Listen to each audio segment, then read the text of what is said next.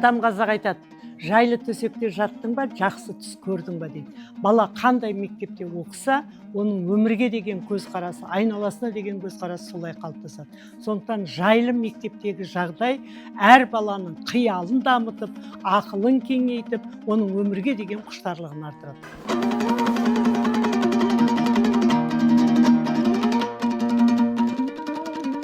Біздің мектептерде ең жетіспейтін нәрсе ол спорт залдары.